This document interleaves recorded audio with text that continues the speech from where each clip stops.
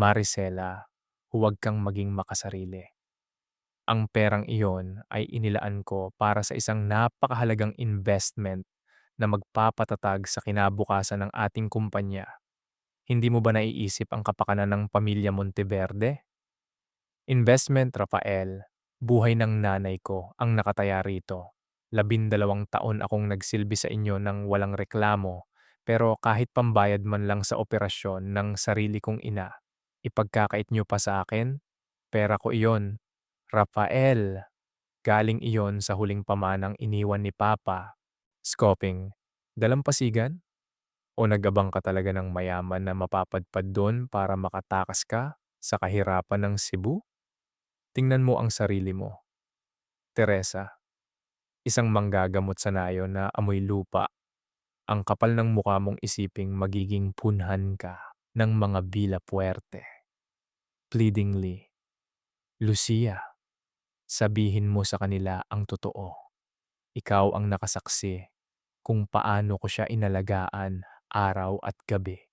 Utang na loob, Rafael, halos maubos na ang dugo at laman ko sa pagtatrabaho sa kumpanya niyo ng walang sahod. Ako ang nag-alaga sa papa mo hanggang sa huling hininga niya habang kayong magkakapatid ay nagpapakasasa sa luho. Ngayon, hihiling lang ako para sa nanay ko. Sasabihan mo pa ako ng ganyan. Stop it, Maricela. Nakakarindi na ang pagiging martyr mo. Kung gusto mong tulungan ang nanay mo, gumawa ka ng sarili mong paraan. Huwag mong pakialaman ang pondo ng kumpanya na ako ang nagpalago. You're just a wife, so stay in your place. A wife o isang katulong na may singsing? Sabihin mo sa akin, Rafael, dahil hinding-hindi ko na maintindihan kung asawa mo pa ba ako o isang dekorasyon na pinapakinabangan mo lang kapag kailangan mo. Napatitig si Teresa sa mga papel na nakalatag sa dambuhalang mesa na gawa sa kahoy na mahogany. Sa tabi ng mga dokumento ay ang mga larawan nila ni Ricardo. Mga sandaling masisaya sila sa ilalim ng araw sa Cebu. Mga sandaling pinaghirapan nilang buuin sa bawat patak ng pawis na ngayon ay binaluktot at ginawang ebidensya ng isang maruming krimen. Ang pag-ibig na itinuring niyang pinakamagandang regalo ng langit ay ginawang bitag ng mga taong mayayaman upang siya ay durugin. Tila tumigil ang pag-ikot ng mundo ni Maricela Cruz. Ang bawat salita ni Rafael ay tila mga bubog na pilit ibinabaon sa kanyang lalamunan. Nanunuot ang hapdi hanggang sa pinakamalalim na bahagi ng kanyang pagkatao. Ang mga kamay niyang sanay sa hirap, ang mga daliring kumapal ang balat sa kakahawak ng mga papeles ng kumpanya at pag-aalaga sa mga biyenan ay nagsimulang manghinig sa gitna ng malamig na aircon ng kanilang marangyang silid. Ramdam niya ang mabilis na pagtibok ng kanyang puso. Hindi dahil sa pag-ibig, kundi dahil sa isang uri ng pighati na tila unti-unting pumapatay sa kanyang kaluluwa. Sa loob ng 12 taon, itinuring niyang kuta ang mansyong Monteverde. Ngunit sa gabing ito, naramdaman niya ang tunay na lamig ng mga pader nito. Ang bawat mamahaling gamit sa loob ng kwarto ay tila mga piping saksi sa kanyang dahan-dahang pagkaguho. Nawalan ng lakas ang kanyang mga binti. Napakapit siya sa gilid ng kanilang kama. Ang malambot na sapin nito ay tila nagmistulang tinik sa kanyang balat. Ang hangin sa paligid ay naging mabigat, tila semento na pumupuno sa kanyang baga hanggang sa hindi na siya makahinga. Ang 12 taon ng pananahimik at pagtitiis ay tila isang malaking kasinungalingan na biglang sumabog sa kanyang harapan. Napatitig siya sa kanyang asawa. Si Rafael, ang lalaking ipinaglaban niya laban sa lahat, ay nakatayo sa kanyang harapan na tila isang estranghero. Ang mukhang dati ay pinagmumulan ng kanyang lakas, ngayon ay puno ng paghamak at kawalan ng pakialam. Doon niya natanto na sa lahat ng kanyang mga sakripisyo. Wala palang natitirang puwang para sa kanya sa puso ng lalaking ito. Ang katahimikan sa loob ng silid ay muling nabasag nang pumasok si Bianca, ang nakababatang kapatid ni Rafael na may dalang mga dokumento at isang mapang-uyam na ngiti sa kanyang mga labi. Kuya, heto na ang mga pinapirmahan nating loan documents. Don't worry, Maricela. Nakapangalan naman lahat sa iyo kaya hindi madadamay ang credit score ni kuya kapag bumagsak ang negosyong pinasukan niya. Isipin mo na lang, ito ang kontribusyon mo sa pamilyang nagligtas sa iyo sa kahirapan. Hindi makapagsalita si Maricela. Ang kanyang pangalan, ang tanging bagay na natitira sa kanyang dangal, ay ginamit na pala bilang pain sa mga utang na hindi naman niya alam. Ngunit bago pa siya makahuma, isang mas masakit na bulong ang binitawan ni Bianca malapit sa kanyang tenga, sapat na upang tuluyang mamatay ang anumang natitirang pag-asa sa kanyang dibdib. At isa pa, Maricela, huwag mong masyadong dibdibin ang pag-aalaga kay Miguel. Alam naman nating lahat na hindi mo siya dugo't laman. Anak siya ni kuya kay Sofia, ang babaeng totoong minahal niya bago ka pa dumating. Ginawa ka lang nilang yaya dahil masyadong mahina ang katawan ni Sofia para mag-alaga ng bata. How does it feel to raise your husband's mistress's child for 7 years? Ang bawat salita ay tila isang matalim na balisong na humihiwa sa katinuan ni Maricela. Ang batang si Miguel, ang batang itinuring niyang sariling anak, ang batang binuo ang kanyang pagkatao bilang ina, ay isa pa palang bahagi ng malaking panlilinlang. Tila nawalan ng kulay ang paligid, ang puting ilaw ng chandelier ay naging malabo, tila mga bituing namamatay sa gitna ng madilim na gabi. Isang matinding panginginig ang bumalot sa buong katawan ni Maricela. Hindi niya alam kung sisigaw ba siya o hahagulgol. Ngunit ang tanging lumabas sa kanyang tuyot na lalamunan ay isang mahina at paos na buntong hininga. Ang lahat ng kanyang paniniwala, ang lahat ng kanyang pagmamahal ay naging abo sa isang saglit. Sa gitna ng kanyang kalituhan, ang kanyang cellphone na nakapatong sa side table ay biglang umilaw at nag-vibrate. Isang notification mula sa ospital ang lumitaw sa screen. Ang text ay mula sa doktor ni Aling Rosa. Critical ang kondisyon ng kanyang ina. Ang operasyon na dapat ay kanina pa sinimulan ay hindi matuloy dahil sa kakulangan ng pambayad.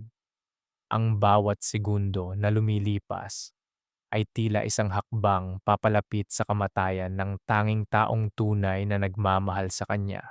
Tumingala si Maricela. Ang kanyang mga mata ay puno ng luhang hindi pa bumabagsak, ngunit handa ng umagos bilang isang baha ng puot at pighati. Tumingin siya kay Rafael. Pagkatapos ay kay Bianca. Ang kanyang labi ay nanginginig, ngunit may isang bagong uri ng apoy na nagsisimulang mag-alab sa kanyang mga mata.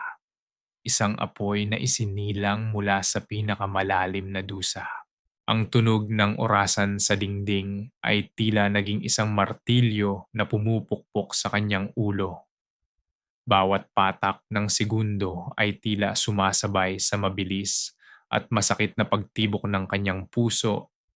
Ito na ang dulo ng kanyang pagiging martir.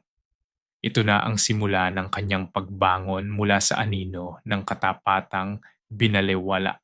Maricela, tingnan mo ang sarili mo. Masyado kang nagpapadala sa emosyon mo. You're acting like a victim again. And honestly, it's exhausting. Exhausting? Rafael, pinagtaksilan mo ako.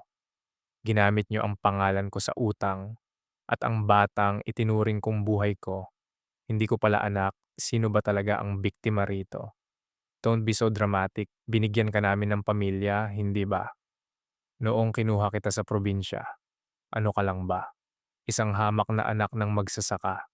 Pinatira ka namin sa mansyon pinakain, binihisan, utang mo sa amin ang lahat ng kung anong mayroon ka ngayon. Kaya ba pakiramdam mo ay pag-aari mo na rin ang dangal ko? Na pwede mo akong gamitin at tapakan dahil lang tinulungan niyo ako? Rafael, 12 taon ko itong binayaran. Higit pa sa sapat ang ibinigay ko sa pamilyang ito. Shut up, Maricela. Magpaka-professional ka naman kahit konti. Hindi ito ang oras para sa mga drama mo. If you want to go to the hospital, then go. Pero huwag na huwag kang babalik dito na may dalang kung anong sumbat dahil baka malimutan ko na asawa kita. Ang bawat hakbang ni Maricela palabas ng mansyon ay tila paglalakad sa ibabaw ng nagbabagang uling. Ang bigat ng kanyang dibdib ay hindi na maipaliwanag, tila may isang malaking bato na nakadagan sa kanyang puso. Dahan-dahang dinudurog ang bawat natitirang piraso ng kanyang pagkatao. Ang bawat sulok ng mansyong Monteverde na dati ay itinuring niyang tahanan. Ngayon ay nagmistulang isang marangyang kulungan na puno ng mga multo ng kanyang mga sakripisyo. Sumakay siya ng taxi patungo sa ospital. Ang kanyang mga mata ay nakatitig sa labas. Ngunit walang makitang anuman kundi ang malabong refleksyon ng sariling pighati sa bintana. Ang mga ilaw ng lungsod ay tila mga mapanuyang mata na nakamasid sa kanyang pagkatalo. Sa bawat paghinto ng sasakyan, kasabay nito ang tila paghinto rin ng kanyang hininga. Pagdating sa ospital, ang amoy ng antiseptic at ang malamig na hangin ng lobby ay sumalubong sa kanya. Nagpapaalala sa malupit na katotohanang kinakaharap, nagmamadali siyang naglakad patungo sa intensive care unit. Doon sa likod ng malaking salamin, nakita niya ang kanyang ina, si Aling Rosa. Ang matanda ay tila isang tuyot na dahon na nakakabit na lamang sa mga makinang nagbibigay ng artipisyal na hininga. Ang bawat tunog ng monitor, ang rhythmic na pagtaas at pagbaba ng dibdib ng kanyang ina sa tulong ng ventilator ay tila isang malupit na paalala ng kanyang kawalan ng kakayahan. Maricela, salamat at nakarating ka. Napalingon si Maricela at nakita si Selina, ang kanyang pinsan na tanging itinuring niyang kakampi sa lungsod. Lumapit ito at niyakap siya ng mahigpit. Ngunit sa kabila ng init ng yakap na iyon, may kung anong lamig na naramdaman si Maricela. Tila may pader na nakatayo sa pagitan nila. Isang pader na pilit niyang binabalewala dahil sa desperasyong magkaroon ng kahit isang balikat na maiiyakan. Selena, hindi ko na alam ang gagawin ko.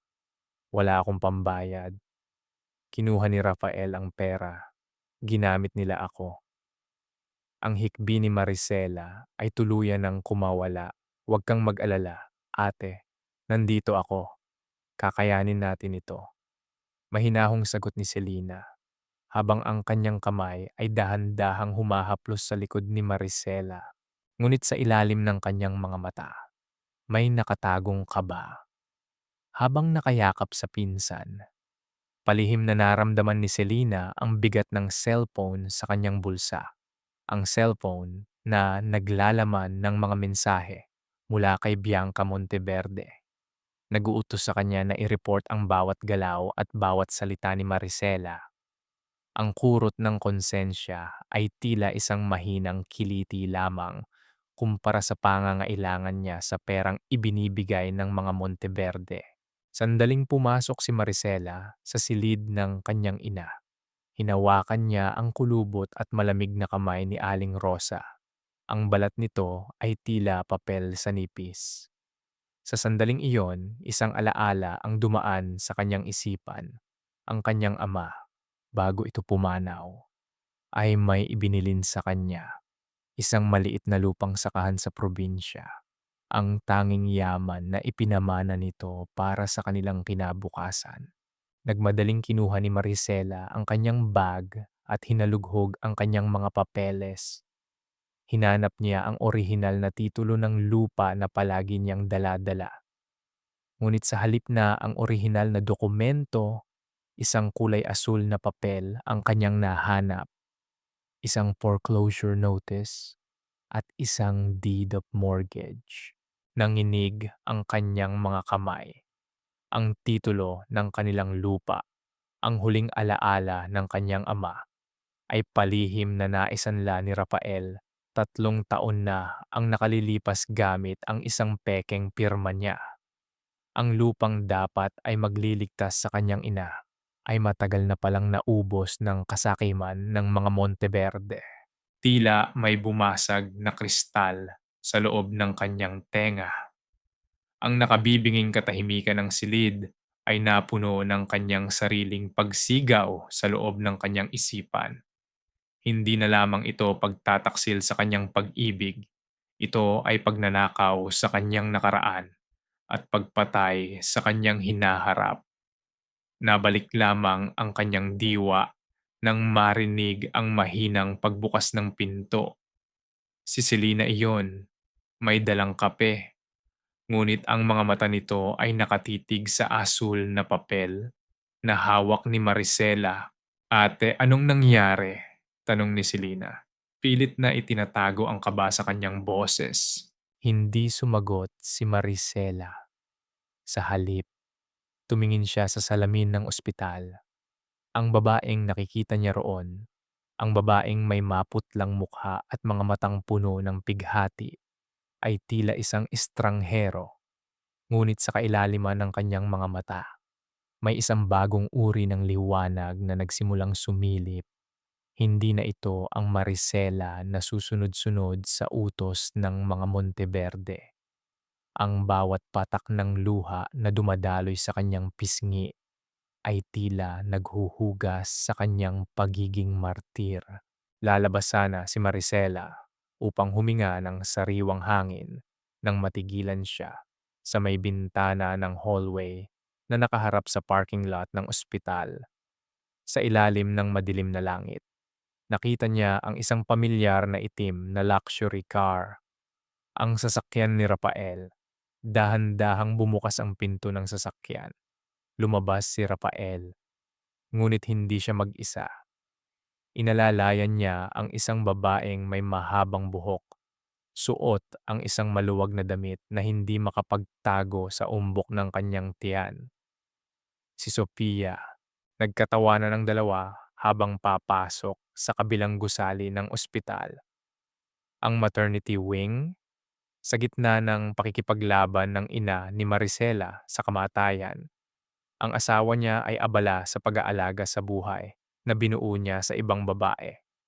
Ang kamay ni Maricela ay mahigpit na humawak sa rehas ng bintana hanggang sa mamuti ang kanyang mga kuko.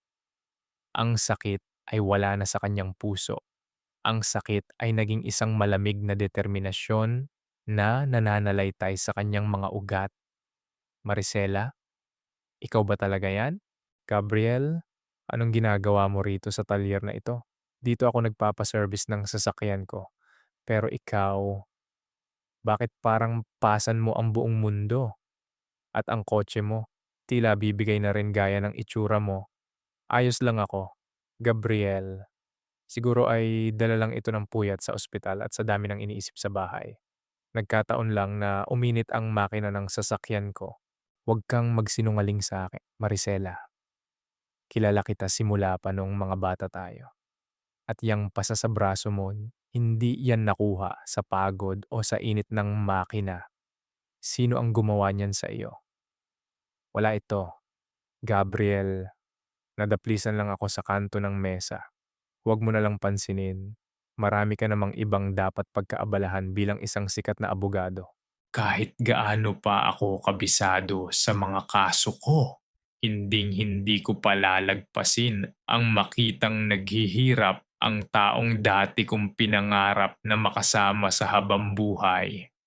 Hayaan mong tulungan kita. Tila huminto ang ikot ng mundo ni Maricela sa gitna ng mausok at maingay na talyer. Ang bawat salita ni Gabriel Reyes ay tila isang mainit na haplos sa kanyang naninigas na puso. Ang paligid na puno ng amoy ng langis at kalawang ay nawala sa kanyang paningin. Tila bumalik ang kanyang gunita, 15 taon na ang nakalilipas. Sa ilalim ng puno ng Nara sa kanilang probinsya, si Gabriel ang binatang nangako sa kanya ng mundo. Ngunit pinili niya si Rafael Monteverde dahil sa matatamis na pangako ng isang bukas na puno ng kislap at yaman. Nabalik lamang ang kanyang diwa nang marinig ang tunog ng kumukulong tubig mula sa radiator ng kanyang lumang kotse. Ang usok na lumalabas mula sa makina ay tila sumisimbolo sa kanyang sariling buhay. Sirang-sira, pagod, at malapit ng sumabog. Tumitig siya kay Gabriel. Ang binatang dati ay payat at mahiyain. Ngayon ay isang lalaking may aura ng kapangyarihan at tiwala sa sarili. Suot ang isang mamahaling suit na tila hindi nababagay sa maduming paligid ng talyer. Isang matinding hiya ang lumamon kay Maricela. Ito ang kulturang kinalakihan niya. Ang itago ang dumi ng sariling tahanan. Ang ngumiti sa harap ng iba kahit nadudurog na ang loob. Ayaw niyang makita ni Gabriel ang kinahinatnan ng kanyang matalinong desisyon noon. Ang kanyang suot na blusa ay kupas na, ang kanyang buhok ay gulo-gulo, at ang kanyang mga mata ay tila mga balon ng pighati na walang hangganan. Gabriel, wag na. Nakakahiya sa iyo. Siguradong hinihintay ka na ng mga kliyente mo. Mahinang sabi ni Maricela, habang pilit na itinago ang kanyang braso sa likod. Ngunit hindi natitinag si Gabriel. Lumapit siya, sapat na upang maramdaman ni Maricela ang init ng hininga nito at ang amoy ng sandalwood na pabango na tila nagbibigay ng panandaliang kaligtasan mula sa kanyang madilim na realidad. Dahan-dahang hinawakan ni Gabriel ang kamay ni Maricela. Ang haplos na iyon ay hindi mapang-angkin gaya ni Rafael. Ito ay banayad, tila isang panalangin na pilit bumubuhay sa kanyang pagkatao. Maricela, ang hiya ay hindi nakakapagpagaling ng sugat. Ang pananahimik ay hindi nakakapagligtas ng buhay. Nakikita ko sa mga mata mo na hindi lang sasakyan ang sira sa buhay mo ngayon. Naririnig ko ang sigaw ng puso mo kahit hindi ka bumubuka. Bulong ni Gabriel. Kinuha ni Gabriel ang isang malinis na panyo mula sa kanyang bulsa. Dahan-dahan niyang pinunasan ang mantsa ng grasa sa pisngi ni Maricela. Ang bawat galaw niya ay puno ng pag-iingat. Tila isang mamahaling kristal ang hinahawakan niya na ayaw niyang mabasag. Sa loob ng 12 taon, nakalimutan na ni Maricela ang pakiramdam ng tratuhin bilang isang tao at hindi bilang isang kagamitan. Ang panyong iyon ay tila naging isang bandhe para sa kanyang nagdurugong kaluluwa. Isang butil ng luha ang tuluyang kumawala sa mata ni Maricela. Hindi na niya kayang pigilin ang lahat ng bigat ng pagtataksil ni Rafael, ang katotohanan tungkol kay Miguel, at ang sakit ng pagkawala ng kanilang lupa ay tila gustong sumabog sa harap ni Gabriel. Ngunit ang kanyang labi ay nanatiling tikom. Tanging ang kanyang mga balikat na nanginginig ang nagpahiwatig ng kanyang matinding dusa. Narito ang card ko, Maricela. Anumang oras, tawagan mo ako. Hindi bilang isang abogado, kundi bilang ang Gabriel na laging nasa likod mo noon pa man. Huwag mong hayaang tuluyan kang lamunin ng kadiliman ng mga Monteverde. Huling sabi ni Gabriel bago ito sumakay sa kanyang sasakyan. Naiwan si Maricela na nakatayo sa gitna ng talyer. Hawak ang panyong puti at ang maliit na card na tila naging kaisa-isang sandata niya sa gitna ng digmaang hindi niya alam kung paano sisimulan. Ang amoy ng langis ay naging amoy ng pag-asa. kahit gaano pa ito kanipis. Ngunit ang panandaliang kapayapaan ay agad na napawi nang makabalik siya sa mansyong Monteverde. Pagbaba pa lamang niya ng taxi, ang kanyang mga mata ay sinalubong ng isang tanawing hindi niya inaasahan. Sa labas ng malaking gate ng mansyon, nakakalat ang kanyang mga gamit, ang kanyang mga damit na nasa loob ng mga sako ng basura, ang kanyang mga lumang libro, at maging ang mga litrato ng kanyang mga magulang ay nakahandusay sa kalsada. Tila mga basurang itinapon ng walang pakundangan. Ang ilang mga gamit ay basa na dahil sa ambon na nagsimulang pumatak mula sa madilim na langit. Ang bawat gamit na nakahandusay ay tila mga piraso ng kanyang buhay na tinapak-tapakan. Ang kanyang paboritong unan ay nasa gitna ng putikan, ang isang malit na rebulto na bigay pa ng kanyang ina ay basag na sa semento. Ang bawat piraso ay tila sumisigaw ng kanyang kawalan ng halaga sa bahay na iyon. Sa gitna ng kalsada, nakatayo si Bianca Monteverde, nakapamayiwang at may isang mapait na ngiti sa kanyang mga labi. Ang bawat tawa nito ay tila isang kidlat na gumuguhit sa pandinig ni Maricela. Oh, narito na pala ang ating dakilang martyr. Pasensya na, Maricela. Kailangan na naming linisin ang kwartong ginagamit mo. Gagawin na kasi itong bodega para sa mga gamit ng baby ni Sophia. At dahil wala ka namang ambag sa pamilyang ito, kundi ang drama mo, mas mabuting sa labas ka na lang magdrama. You are officially evicted from this house. Ang tunog ng ulan na lumalakas ay tila sumasabay sa pagbagsak ng bawat piraso ng dangal ni Maricela. Nakatayo siya sa gitna ng kanyang mga itinapong gamit, basang-basa, habang ang anino ng mansyon ay tila isang higanteng halimaw na handa siyang lamunin ng buo. Huwag ka nang umarte na parang api, Maricela. Ang dumi-dumi mo nang tingnan sa gitna ng ulan. Baka mapagkamalan ka pang basurera ng mga kapitbahay namin. Bianca, pakiusap kahit wag na ako. Pero ang mga gamit ng mga magulang ko, bakit kailangang itapon sa putikan? May mga alaala ang mga ito na hindi nyo kayang bayaran ng kahit magkano. Alaala? Ang tawag namin sa mga iyan ay kalat. At ang kalat, hindi itinatago sa loob ng mansyon. Inilalagay iyan sa kalsada para mahakot ng truck. 12 taon, Bianca. 12 taon ko kayong pinagsilbihan. Ganito ba talaga ang halaga ng lahat ng sakripisyo ko sa paningin nyo? Masyado kang mataas managinip. Maricela, ang serbisyo mo ay pambayad mo sa utang na loob dahil pinatira ka namin dito. Huwag kang umasta na parang may sahod ka pang dapat makuha. Ang labas ng gate na ito ang nararapat na lugar para sa isang katulad mo. Isang araw, Bianca, isang araw ay maiintindihan mo rin ang pait ng bawat patak ng ulan na ito sa balat ko. At kailan niyon? Kapag naging pulubi na rin ako? Huwag kang magpatawa. Ngayon, umalis ka na bago ko pa ipatawag ang mga guard para kaladkarin ka palabas ng subdivision na ito. Ang bawat salita ni Bianca ay tila isang hagupit ng latigo sa basang balat ni Maricela. Nakatayo siya sa gitna ng kalsada. Ang bawat patak ng ulan ay tila naging mga karayom na tumutusok sa kanyang katinuan. Ang lamig ay nanunuot na sa kanyang mga buto. Ngunit ang apoy ng kahihiyan sa kanyang dibdib ay mas matindi pa sa anumang bagyo. Dahan-dahan siyang lumuhod sa putikan. Pilit na tinitipon ang mga basang damit at ang mga litratong punit-punit na.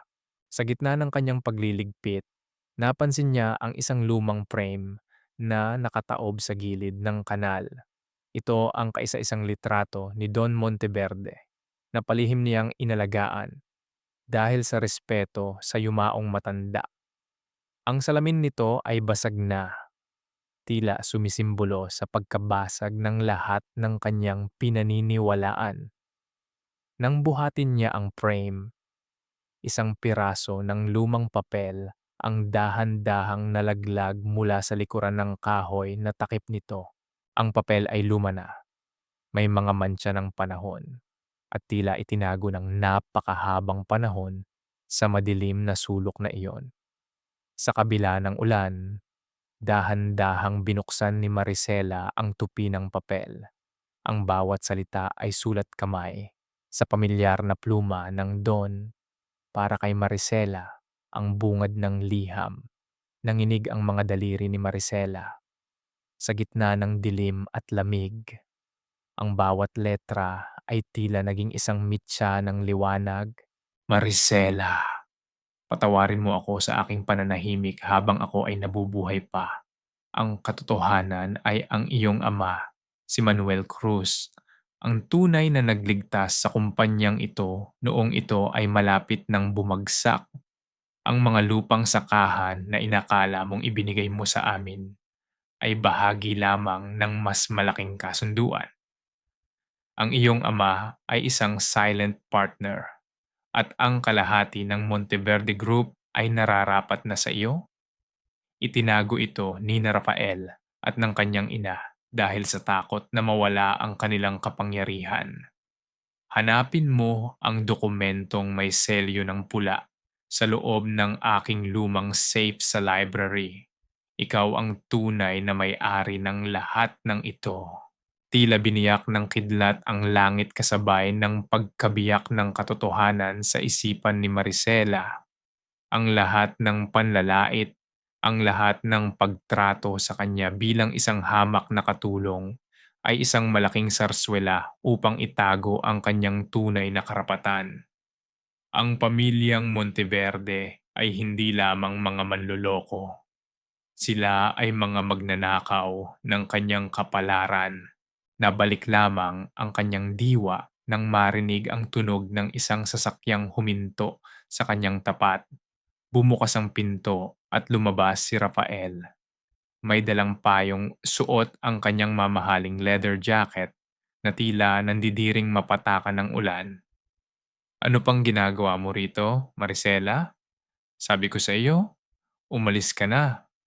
Huwag mo nang gawing teleserye ang buhay mo sa harap ng bahay ko. Malamig na sabi ni Rafael. Ngunit sa halip na yumuko at umiyak, dahan-dahang tumayo si Maricela. Ang kanyang buhok ay nakadikit sa kanyang mukha. Ang kanyang damit ay puno ng putik. Ngunit ang kanyang mga mata ay tila naging mga nagbabagang uling na nakatitig sa asawa. Bahay mo? Sigurado ka bang bahay mo ito, Rafael? Ang boses ni Maricela ay mahinahon, ngunit may talim na tila, kayang humiwa ng bakal. Napansin ni Rafael ang papel na hawak ni Maricela.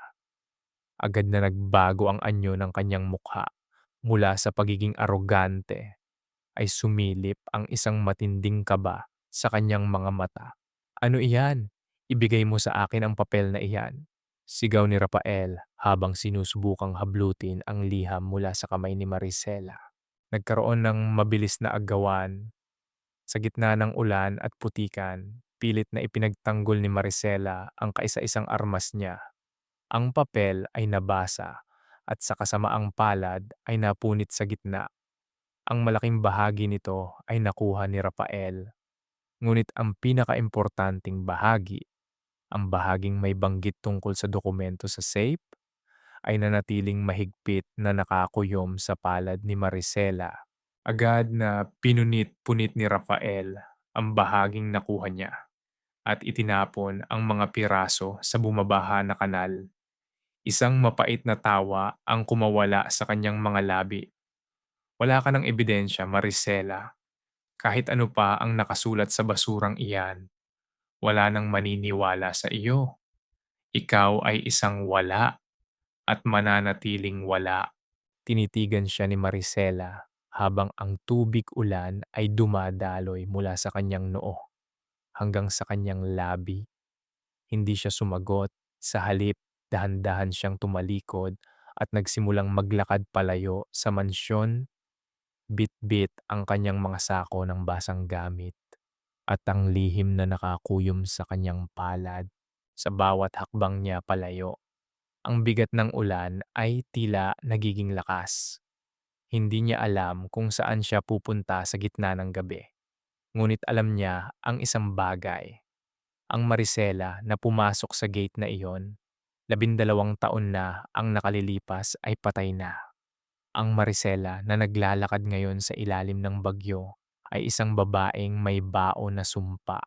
Isang sumpang babawiin ang bawat sentimo at bawat butil ng dangal na ninakaw sa kanya. Ngunit sa gitna ng kalsada, isang puting sasakyan ang biglang huminto sa kanyang tapat. Ang bintana nito ay dahan-dahang bumaba at ang mukha ni Gabriel Reyes ay muling lumitaw sa gitna ng kadiliman. Sakay na, Marisela. Alam kong mangyayari ito. Sa sandaling iyon, ang huling bahagi ng liham na hawak ni Marisela ay tila uminit sa kanyang palad. Alam niyang nagsisimula pa lamang ang tunay na digmaan. Ngunit ang hindi niya alam ay kung ano ang nakita ni Miguel sa loob ng library bago pa siya pinalayas. Isang bagay na maaring maging mitya ng mas malaking pagsabog sa loob ng mansyong Monteverde. Huwag kang tumayo riyan na parang estatwa, Marisela. Isuot mo itong apron at magsimula ka ng mag-serve ng drinks sa mga panauhin. Pero mama, asawa ako ni Rafael. Hindi niyo ako pwedeng tratuhin na parang katulong sa harap ng mga investors niya. Asawang walang silbi. Ang tawag doon ay pabigat. Kung gusto mong manatili sa bubong na ito, kahit pansamantala, kailangang may pakinabang ka. Ipinahiya niyo na ako sa kalsada kagabi. Hanggang dito ba naman sa loob ng mansyon ay itutuloy niyo pa rin ang pag-apak sa dangal ko? Dangal? Saan galing ang dangal mo sa putikan? Magpasalamat ka at pinayagan kitang pumasok uli rito para lang hindi kami mapahiya sa mga tsismis ng mga kapitbahay. Bumalik ako para kunin ang mga gamit ko at para kay Miguel, hindi para maging waitress niyo sa gabing ito. Anak ni Sophia ang batang iyon, huwag kang assuming. Ngayon, dalhin mo itong tray o tuluyan kitang itatapon sa labas nang walang kahit isang kusing na pambayad sa ospital ng nanay mo. Tila isang malupit na biro ng tadhana ang kinahinatnan ni Marisela sa gabing iyon. Ang bulwagan ng Mansyong Monteverde ay punong-puno ng kislap ng mga kristal na chandelier. Ang bawat sulok ay mabango sa amoy ng mga mamahaling bulaklak at imported na alak. Ngunit para kay Marisela, ang bawat kislap ng paligid ay tila mga talim na sumusugat sa kanyang pagkatao. Nakasuot siya ng isang simpleng itim na uniforme, ang apron na ipinatong sa kanya ni Mrs. Amparo Monteverde ay tila naging isang mabigat na tanikala na humihila sa kanya pababa sa lupa. Ramdam niya ang init ng kanyang mukha sa tindi ng hiya habang bit-bit ang isang mabigat na tray ng champagne. Ang bawat hakbang niya sa ibabaw ng makinis na marmol ay tila isang pagsasayaw sa gitna ng mga kaaway.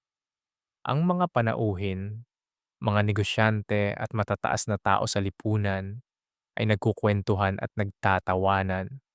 Walang kamalay-malay na ang babaeng nagsisilbi sa kanila ay ang asawa ng may-ari ng mansyong iyon. Sa gitna ng bulwagan, nakita niya si Rafael. Mukhang napakakisig nito sa kanyang tuksedo. May hawak na baso ng alak at tila reyna sa kanyang tabi si Sofia. Suot ng babae ang isang pulang damit na hapit sa kanyang katawan. Ang umbok ng kanyang tiyan ay tila isang tropeo na ipinagmamalaki nila sa mundo. Ang bawat tawa ni Sophia ay tila isang tinik na tumutusok sa pandinig ni Marisela. Ladies and gentlemen, ang malakas na boses ni Rafael ay umaling-awngaw sa buong silid. I want to introduce my most valuable business partner, Sofia Galve. She's the one behind our new expansion projects. Let's offer a toast for the future of Monteverde Group. Isang masigabong palakpakan ang sumunod. Napansin ni Maricela ang mapanuyang tingin ni Rafael sa kanya habang itinataas nito ang kanyang baso. Tila sinasabi ng kanyang mga mata na ito ang tunay na lugar ni Maricela. Sa gilid, sa dilim, nagsisilbi sa kaligayahan ng iba. Nanginig ang mga kamay ni Maricela sa bigat ng try at sa bigat ng kanyang nararamdaman. Isang baso ng champagne ang muntik ng mahulog, ngunit isang matipunong kamay ang biglang sumalo rito. Hayaan mong tulungan kita, Maricela. Napatingin si Maricela sa kanyang tabi. Si Gabriel Reyes, nakasuot ito ng isang dark blue suit. Ang kanyang mukha ay puno ng matinding galit habang nakatingin kay Rafael. Ngunit ang kanyang mga mata ay lumambot ng lumingon kay Maricela.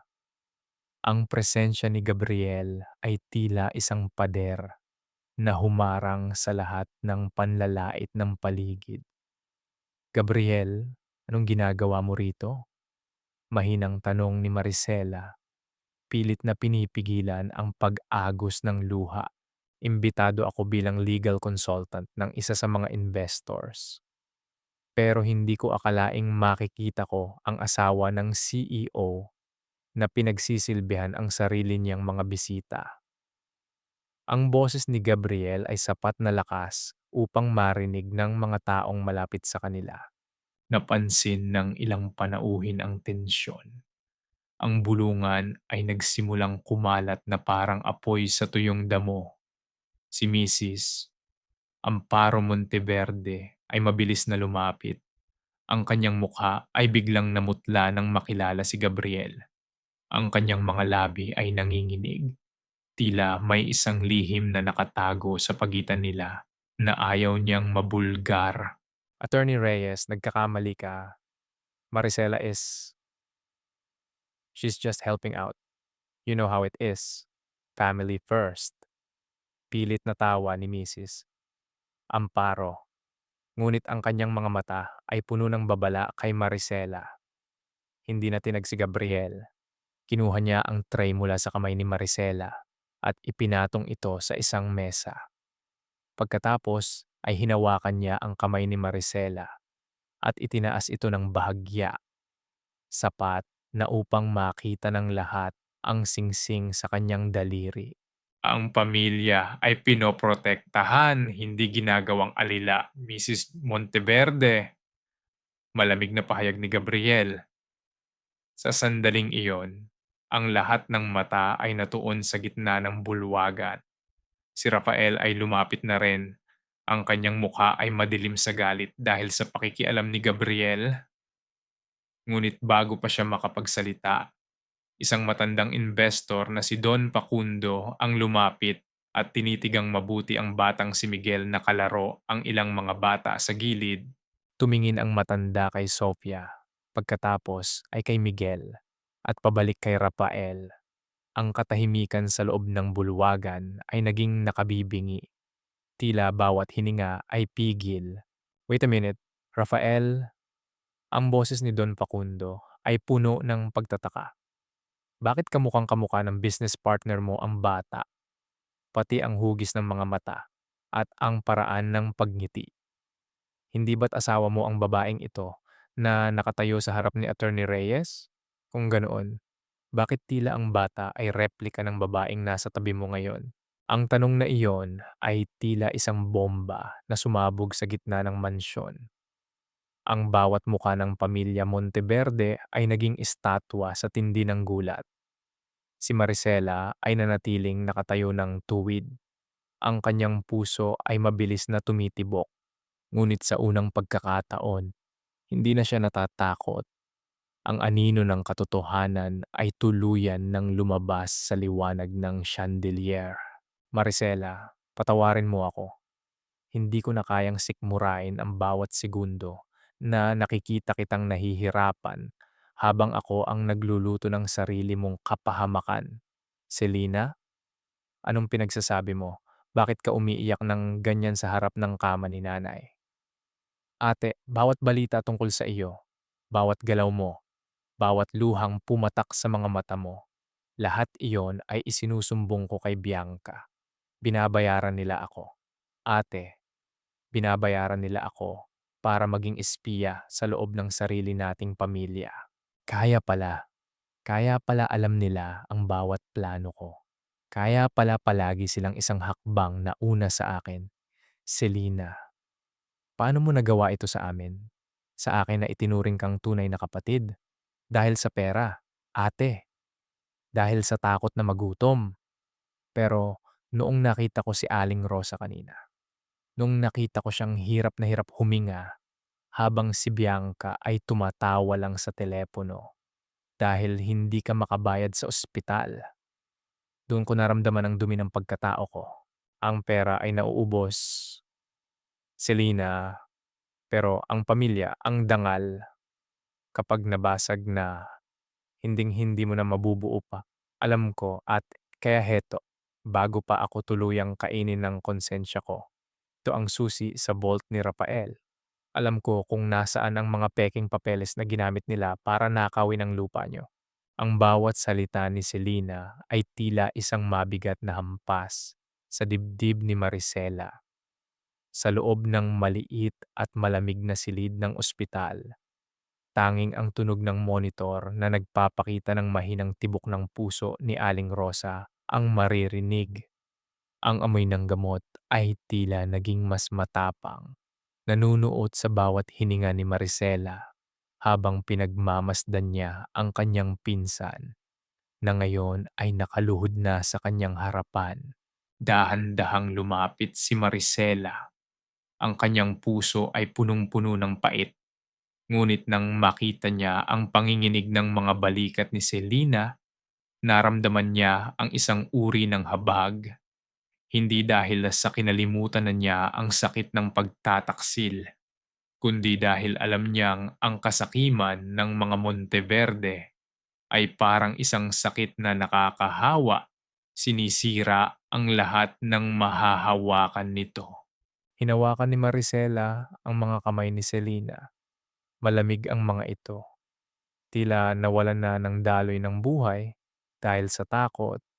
Sa palad ni Selena, naramdaman ni Maricela ang lamig ng isang maliit na susi. Isang susi na tila naging kaisa-isang tulay niya patungo sa hustisya. Bumangon ka na riyan, Selena. Mahinang sabi ni Maricela. Ang pagluhod mo ay hindi makakapagbayad sa mga luhang pumatak na. Pero ang katotohanang ibinibigay mo ngayon, ito ang magliligtas sa atin. Sa kabilang bahagi ng silid, dahan-dahang bumukas ang pinto. Pumasok si Gabriel. Ang kanyang mukha ay seryoso habang bitbit ang isang makapal na folder. Ang kanyang mga mata ay agad na natuon sa susi na hawak ni Maricela. Isang tipid na gabi ang sumilay sa kanyang mga labi.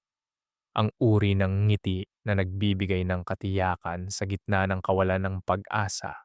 Maricela, kailangan na nating kumilos ng mabilis. Ang boses ni Gabriel ay mababa, ngunit puno ng awtoridad. Nakausap ko na ang ilang tauhan sa bangko. May mga irregularidad sa pirma ni Rafael.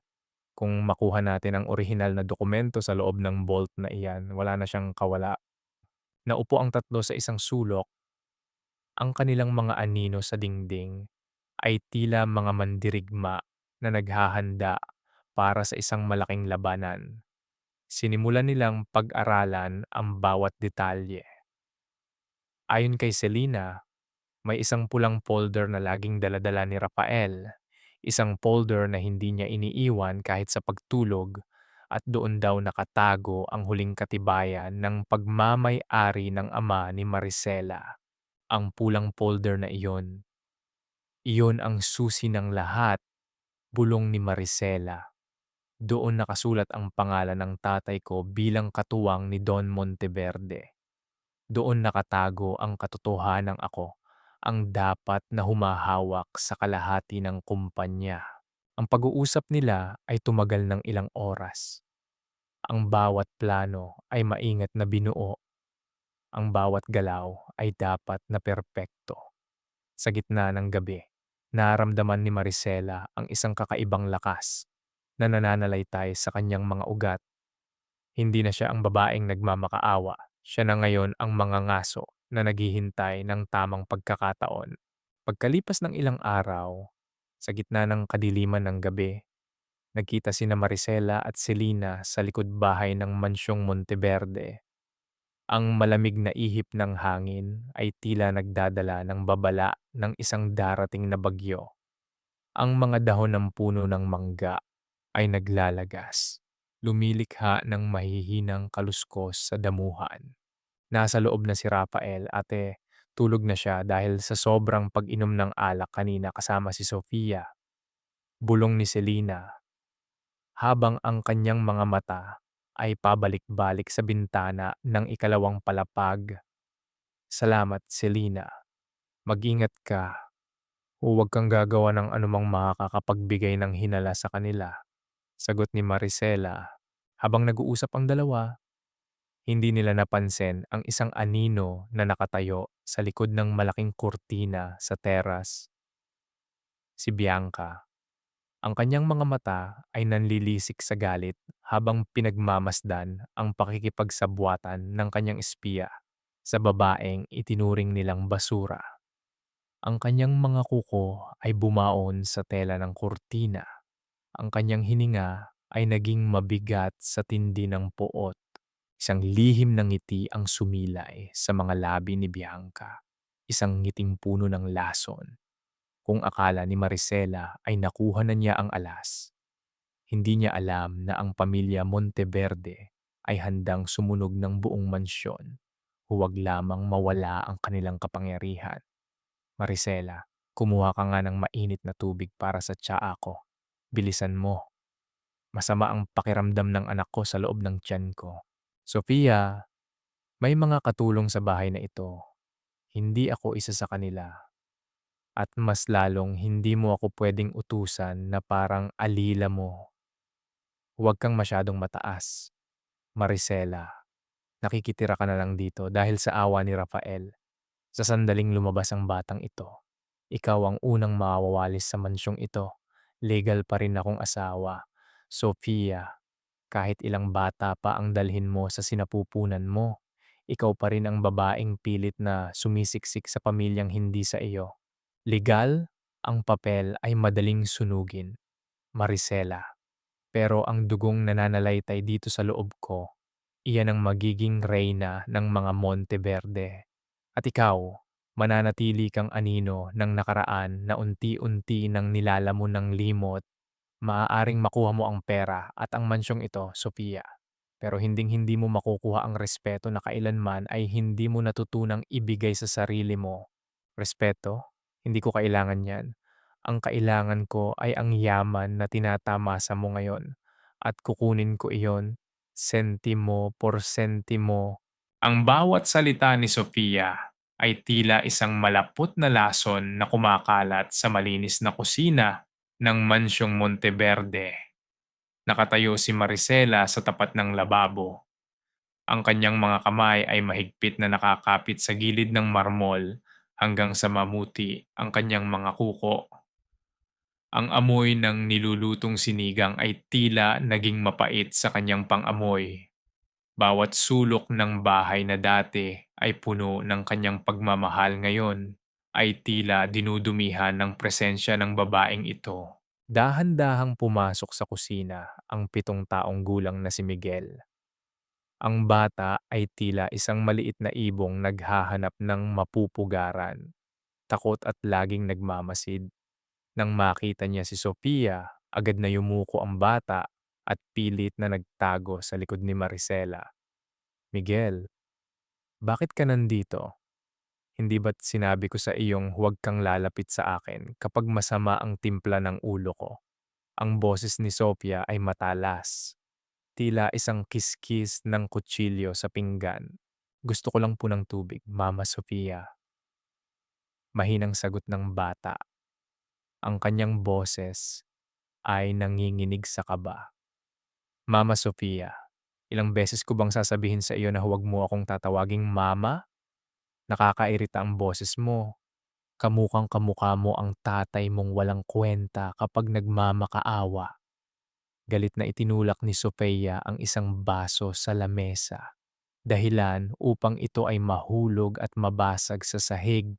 Ang tunog ng basag na kristal ay umalingaw-ngaw sa buong kusina, kasabay ng pagsigaw ni Miguel sa gulat. Hindi na nakapagpigil si Maricela.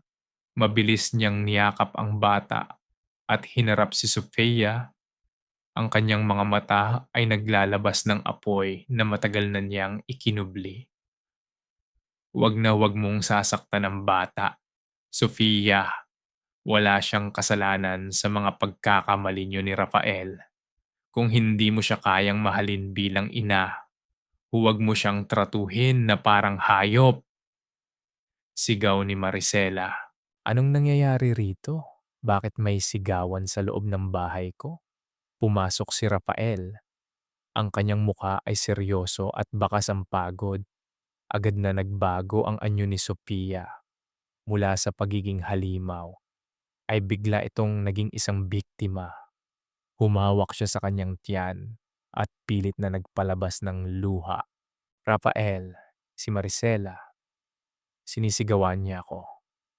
Gusto niya akong saktan, pati ang bata sa sinapupunan ko. Sinasabi niya na wala akong karapatan dito. Ang pag-arte ni Sofia ay tila isang dekalidad na drama sa telebisyon. Tumingin si Rafael kay Maricela. Ang kanyang mga mata ay puno ng paghatol. Maricela, sapat na. Buntis si Sofia. Kailangan niya ng katahimikan. Bakit ba kailangang palagi kang gumagawa ng gulo? Intindihin mo naman ang kalagayan niya. Intindihin? Rafael, kakasigaw lang niya sa anak mo. Tinatrato niya si Miguel na parang basura.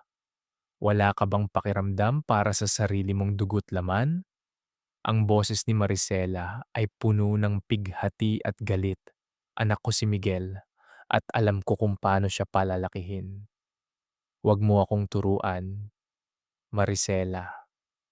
Ngayon, umakyat ka na sa taas at huwag mo nang dagdagan ang stress ni Sofia. Tumingin si Maricela kay Rafael. Pagkatapos ay kay Sophia na may mapanuyang ngiti sa likod ng kanyang mga peking luha. Doon niya naramdaman ang sukdulang sakit. Ang sakit ng makitang ang lalaking minahal mo ay mas pinipili ang isang kasinungalingan kaysa sa katotohanang nasa harap na niya. Dahan-dahang kumalas si Miguel mula sa pagkakayakap kay Maricela. Tumingin ang bata kay Rafael. Pagkatapos ay kay Sofia. Sa kanyang murang edad, tila nakita na niya ang dumi ng mundong ginagalawan ng kanyang mga magulang. Lumingon siya kay Maricela at niyakap itong muli ng mahigpit. Mama Maricela, dito lang ako sa iyo. Ikaw lang ang mama ko. Huwag mo po akong iiwan, bulong ni Miguel. Ang kanyang mga luha ay bumabasa sa damit ni Maricela. Ang mga salitang iyon ay tila isang mainit na liwanag na tumagos sa madilim na puso ni Maricela. Sa gitna ng lahat ng panlilinlang, ang pagmamahal ng batang ito ang kaisa-isang bagay na totoo. Hinaplos ni Maricela ang buhok ni Miguel. Ang kanyang determinasyon ay lalong tumibay. Hinding-hindi kita iiwan, Miguel, pangako. Bulong ni Maricela habang nakatitig ng matalim kay Rafael. Paglipas ng ilang oras, nang ang mansyon ay balot na ng katahimikan ng gabi, lumabas si Maricela upang uminom ng tubig. Habang dumadaan siya sa tapat ng library, narinig niya ang mahinang boses ni na Rafael at Mrs. Amparo Monteverde. Rafael, kailangang maayos na ang mga papeles para sa kasal ni Bianca. At tungkol sa mana ni Miguel, kailangan nating baguhin ang will. Ngayong buntis na uli si Sophia, mas mabuting sa bagong bata mapunta ang lahat ng shares na natitira. Si Miguel ay isang paalala lamang ng isang pagkakamaling dapat na nating ibaon sa limot. Ang boses ni Mrs. Amparo ay tila isang hatol ng kamatayan. Gagawin ko ang lahat, ma. Sa sandaling makuha ko ang huling pirma ni Maricela sa waiver, wala na silang mahahawakan kahit isang sentimo. Si Miguel ay mananatiling isang Monteverde sa pangalan, pero ang yaman ay para sa bago nating tagapagmana. Sagot ni Rafael. Napahawak si Maricela sa kanyang dibdib. Ang tunog ng kanyang mabilis na pagtibok ng puso ay tila sumasabay sa malungkot na ihip ng hangin sa labas. Hindi lang pala ang kanyang buhay ang ninakaw nila. Balak din nilang nakawin ang kinabukasan ng isang batang walang kamuwang-muwang. Mula sa kwarto ni Miguel, isang mahinang iyak ang narinig ni Maricela. Ang tunog ng paghikbi ng isang bata sa gitna ng gabi ay tila isang kutsilyong humihiwa sa katahimikan ng mansyong Monteverde. Rafael, patawarin mo ako kung naging matigas ang ulo ko nitong mga nakaraang araw. Naisip ko na baka tama ka, na kailangan kong tumanaw ng utang na loob sa pamilyang nagbigay sa akin ng lahat. Wow, is the martyr wife finally coming back to her senses? Akala ko ay tuluyan ka ng nilamon ng pride mo, Maricela. Naisip ko lang ang kapakanan ni Miguel. Ayaw kong lumaki siyang nakikita tayong nag-aaway. Kung gusto niyo ni Sofia na manatili rito, tatanggapin ko na. Gagawin ko ang lahat para maging maayos ang pagsasama natin para na rin sa paghahanda sa kasal ni Bianca. Buti naman at natauhan ka. Akala ko kailangan pa kitang kaladkarin palabas uli para ma-realize mo kung sino ang nagpapakain sa iyo. Now, go and help Bianca with her wedding invitations. Siguraduhin mong perpekto ang lahat dahil mga bigating tao ang darating. Gagawin ko. Rafael, lahat ng gusto nyo, susundin ko. Simula ngayon, wala na kayong maririnig na reklamo mula sa akin. Good. That's the Maricela I married. Isang masunurin at tahimik na asawa. Sophia, see? Sabi ko sa iyo, bibigay din yan. Hindi niya kayang iwan ang luhong ibinibigay ko. Isang mapait na ngiti ang sumilay sa mga labi ni Maricela habang nakayuko siya sa harap ng kanyang asawa.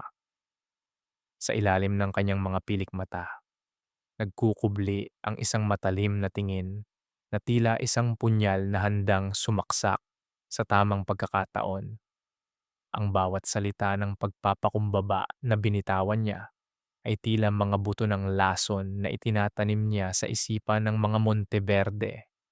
Ang pananahimik niya ay hindi tanda ng pagsuko, kundi ang nakabibinging katahimikan bago ang pagdating ng isang malakas na unos. Sa mga sumunod na araw, naging isang huwarang asawa muli si Maricela. Siya ang unang gumigising upang ihanda ang tsaa ni Sophia. Siya ang nag-aasikaso sa mga luho ni Bianca para sa nalalapit nitong kasal. At siya ang tahimik na tumatanggap sa bawat panlalait ni Mrs. Amparo. Ang mansyong Monteverde ay nabalot ng isang huwad na kapayapaan. Isang sarswela kung saan si Maricela ang bida sa papel na isang martir. Ngunit sa gabi, kapag ang buong mansyon ay tulog na at tanging ang huni lamang ng mga kuliglig sa labas ang maririnig, nagsisimula ang tunay na trabaho ni Maricela. Gamit ang susi na ibinigay ni Selena, dahan-dahan siyang pumapasok sa library ni Rafael. Ang bawat hakbang niya sa ibabaw ng makapal na alpombra ay tila paglalakad sa hangin, walang tunog, walang bakas. Ang amoy ng lumang papel at mamahaling tabako sa loob ng library ay tila naging pamilyar na sa kanya. Sa ilalim ng mahinang liwanag ng isang maliit na flashlight, dahan-dahan niyang kinokopya ang bawat financial record, bawat bank statement, at bawat dokumentong nagpapatunay sa pandaraya ng mga Monteverde. Ang bawat pag-click ng kanyang kamera sa cellphone ay tila isang tibok ng puso na puno ng kaba at pananabik. Isang gabi, Habang abala si Maricela sa pag-aayos ng mga dokumento sa isang tagong tagpuan, dumating si Gabriel. Ang silid ay nababalot ng dim light, lumilikha ng mga aninong tila sumasayaw sa dingding. Sa gitna ng panganib, ang presensya ni Gabriel ay tila isang mainit na kumot na nagbibigay ng proteksyon sa nanalamig na pagkatao ni Maricela. Maricela, kailangan mong magpahinga. Halos hindi ka na natutulog dahil sa pag-aasikaso sa kasal ni Bianca at sa pagkuha ng mga ebidensyang ito. Mahinang bulong ni Gabriel. Hindi ko kayang tumigil, Gabriel. Bawat segundo na lumilipas ay pagkakataon para sa kanila na mas ibaon pa ako. Kailangan kong matapos ito bago ang kasal, sagot ni Maricela. Ang kanyang boses ay paos sa pagod. Dahan-dahang lumapit si Gabriel. Napansin niya ang isang hibla ng buhok ni Maricela na humarang sa kanyang mukha. Sa isang napakainit at banayad na galaw, inayos ni Gabriel ang buhok ng babae. Ang kanyang mga daliri ay bahagyang dumampi sa balat ni Maricela. Ang haplos na iyon ay tila nagpatigil sa takbo ng oras. Sa loob ng 12 taon, ngayon lamang muling naramdaman ni Maricela ang wagas na pag-aalaga, ang uri ng pagmamahal na hindi humihingi ng kapalit. Napatitig sila sa isa't isa. Ang mga mata ni Gabriel ay puno ng pangako at paghanga, habang ang mga mata ni Maricela ay unti-unting napuno ng luha, hindi dahil sa sakit, kundi dahil sa ginhawa na may isang taong naniniwala sa kanya. Ang init ng katawan ni Gabriel na malapit sa kanya ay tila naging kaisa-isang katotohanan sa gitna ng mundong puno ng kasinungalingan. Malapit na, Maricela. Kaunting tiis na lang at mababawi mo na ang buhay mo. Bulong ni Gabriel. Ang kanyang boses ay tila isang awit na nagpapatulog sa mga takot ni Maricela. Nabalik ang diwa ni Maricela nang maalala ang isang bagay. Gabriel, may itatanong ako. Alam mo ba kung sino ang nagbayad ng lahat ng bill ni nanay sa ospital? Sabi ng billing department, may isang anonymous donor na nagsettle ng lahat, pati ang mga darating pang gastos. Isang misteryosong ngiti ang sumilay kay Gabriel, ngunit hindi siya sumagot ng direkta. Siguro ay may mga tao pang nakakaalam ng halaga ng kabutihan mo. Maricela, huwag mo na munang isipin iyon. Ang mahalaga ay ligtas na ang nanay mo. Samantala, sa loob ng mansyon, ang paghahanda para sa kasal ni Bianca ay nasa rurok na. Ang bawat kanto ay puno ng mga tela, bulaklak at mga mamahaling regalo. Ang pamilya Monteverde ay kampanteng-kampante. Tila nakalimutan na nila ang panganib na dala ng babaeng tahimik na naglilingkod sa kanila. Ang kanilang kasakiman ang naging piring sa kanilang mga mata. Isang hapon, habang tinutulungan ni Maricela si Bianca na isukat ang kanyang wedding gown, isang tunog ng notification ang narinig mula sa cellphone ni Maricela na nasa ibabaw ng lamesa. Dahil abala si Maricela sa pag-aayos ng laylayan ng damit, hindi niya napansin ang mensaheng lumitaw sa screen. Ngunit si Bianca, na laging mapagmatyag, ay palihim na sumulyap sa cellphone. Ang kanyang mga mata ay nanlaki ng mabasa ang mensahe mula sa isang hindi kilalang numero. Alam ko ang ginagawa niyo ni Gabriel. Itigil niyo na bago pa maging huli ang lahat. Isang malamig na ngiti ang gumuhit sa mga labi ni Bianca habang nakatingin sa refleksyon ni Maricela sa salamin. Ang martir na asawa ay may itinatago palang alas at hindi hahayaan ni Bianca na masira ang kanyang pinakaasam na araw ng kasal. Ang ihip ng hangin sa labas ay naging mas malakas. Tila nagbababadya na ang huwad na kapayapaan sa loob ng mansyong Monteverde ay malapit ng mabasag sa libu-libong piraso. Rafael, anong ibig sabihin nito? Bakit mo ako kinakaladkad patungo sa bodegang ito? Wedding day ngayon ni Bianca. Kailangan ko siyang tulungan sa pagsusuot ng belo. Huwag ka nang magpanggap, Maricela. Akala mo ba hindi ko malalaman ang lihim mong pakikipagkita sa abogadong iyon? At ito, ang piraso ng liham na ito na itinago mo sa loob ng iyong unan? Akala mo ba ay hindi ko ito mahahanap? Iyan ay sulat ni Papa Monteverde. Karapatan kong malaman ang totoo. Rafael, ang katotohanang ninakawan niyo ako ng 12 taon. Ang tanging totoo rito ay ang katotohanang hinding-hindi ka makakakalabas sa pintuang ito hangga't hindi natatapos ang kasal ni Bianca. This is for the family, Maricela. Huwag mong sisirain ang araw na ito dahil lang sa ambisyon mo. Ambisyon? Rafael, hustisya ang hinihingi ko. Hustisya para sa nanay ko, para sa tatay ko, at para sa sarili ko. Magsama kayo ng hustisya mo sa dilim ng bodegang ito. Diyan ka muna hanggat hindi ako nakakasigurong tapos na ang lahat ng plano namin. Ang malakas na pagbagsak ng pintong bakal ay umalingaw-ngaw sa buong paligid. Tila isang huling hatol na nagbaon kay Maricela sa kailaliman ng lupa. Ang bawat pagpihit ng susi sa labas ay tila isang kuko na kumakalmot sa kanyang puso. Nakatayo siya sa gitna ng madilim at maalikabok na bodega. Ang tanging liwanag ay ang manipis na sinag ng araw na dumadaan sa maliit na bintanang may rehas sa itaas. Ramdam ni Maricela ang mabilis na pagtibok ng kanyang puso. Ang bawat pintig ay puno ng desperasyon at galit. Ang amoy ng lumang kahoy, kalawang, at alikabok ay tila sumasakal sa kanyang hininga. Napasandal siya sa malamig na pader. Ang kanyang mga kamay ay nanginginig sa tindi ng emosyon.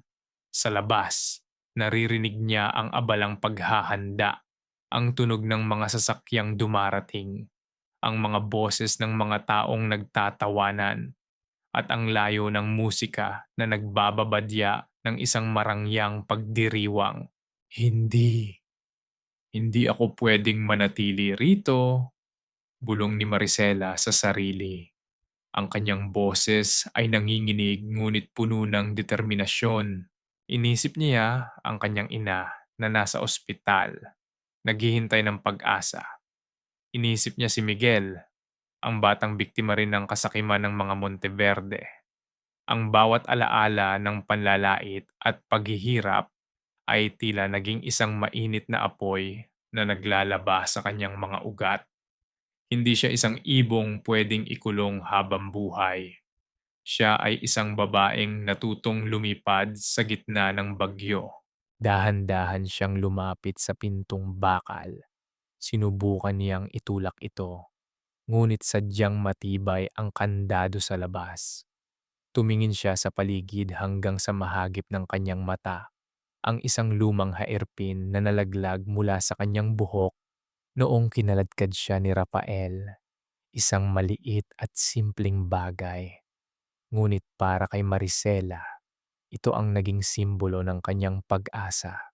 Sa loob ng maraming taon, ang hairpin na iyon ang tanging palamuti na pinapayagan niyang isuot, isang simbolo ng kanyang pagiging masunuring asawa. Ngunit ngayon gagamitin niya ito upang sirain ang tanikalang nakagapos sa kanya.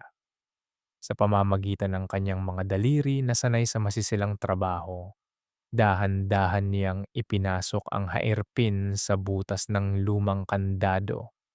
Ang bawat pagpihit, ang bawat marahang paggalaw ng bakal sa loob ay tila isang pakikipag-usap sa tadhana, isang mahinang tunog ng mekanismong bumukas ang narinig ni Maricela.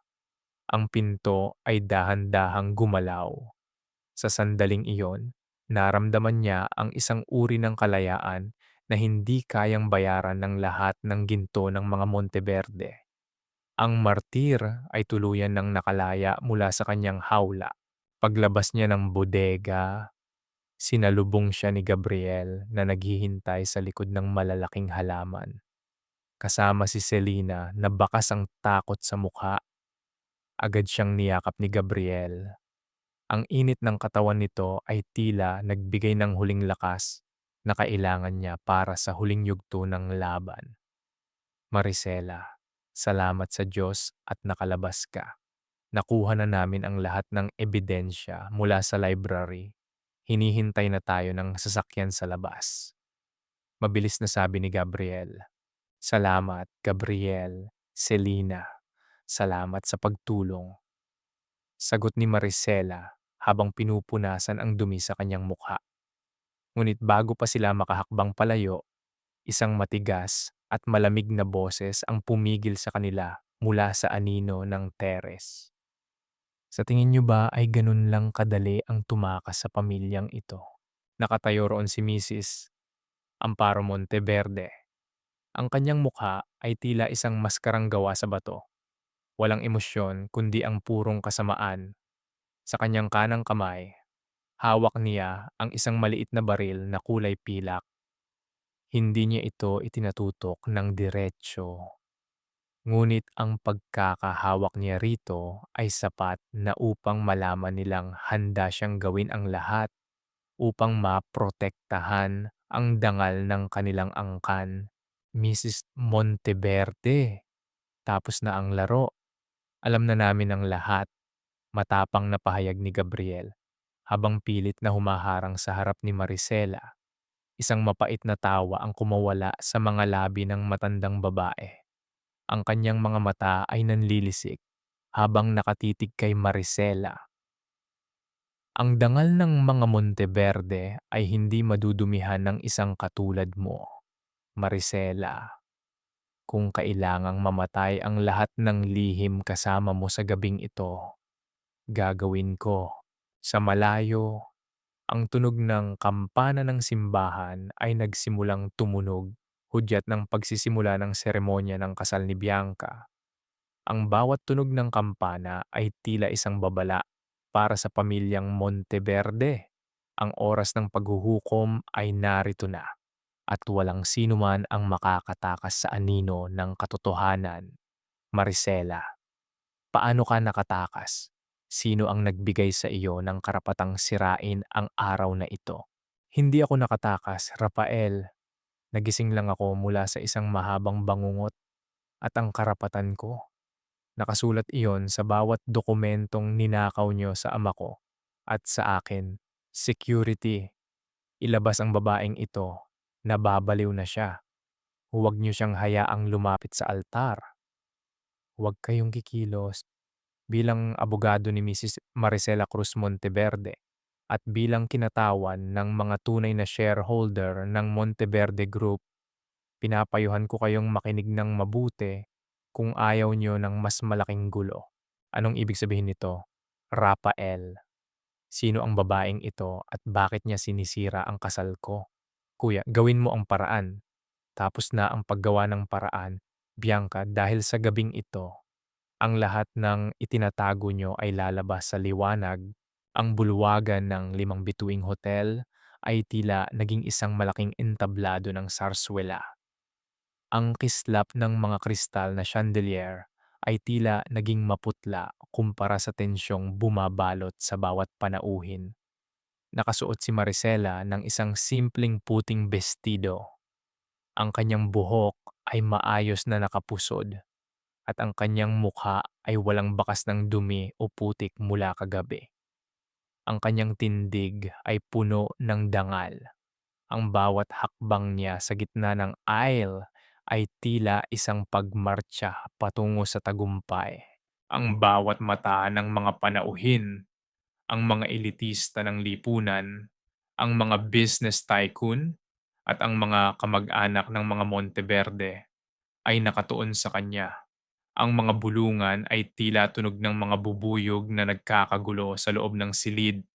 Nakatayo si Bianca sa altar, Suot ang kanyang mamahaling wedding gown na nagkakahalaga ng milyon-milyon, ngunit ang kanyang mukha ay punong-puno ng takot at pagkamuhi.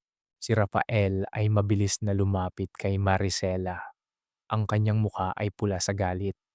Ang kanyang mga kamao ay nakakuyom ng mahigpit. Ngunit bago pa siya makalapit ng tuluyan, humarang si Gabriel Reyes.